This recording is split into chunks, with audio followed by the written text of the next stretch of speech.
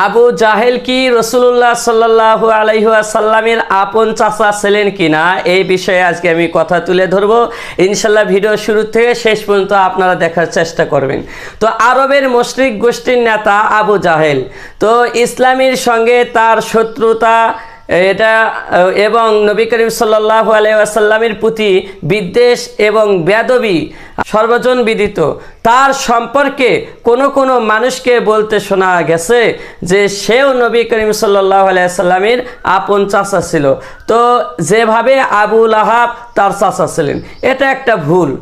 কারণ আবু লাহাব খাজা আবদুল্লাহর ভাই এবং রাসূলুল্লাহ সাল্লাল্লাহু আলাইহি ওয়াসাল্লামের চাচা ছিলেন। কিন্তু আবু জাহেল কুরাইশ বংশের লোক হলেও আব্দুল মুত্তালিবের সন্তান ছিল না।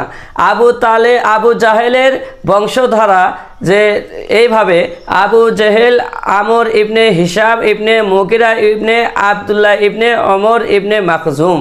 তো এখানে বোঝা গেল আবু জেহেল তিনি রাসূল সাল্লাল্লাহু আলাইহি ওয়াসাল্লামের আপন চাচা ছিলেন না। এবং আব্দুল মুত্তালিব যা রাসূল সাল্লাল্লাহু আলাইহি ওয়াসাল্লামের দাদা হচ্ছেন, এই আব্দুল মুত্তালিবেরও সন্তানও ছিল না, বরং সে অন্য ধারার ভিতরে ছিল।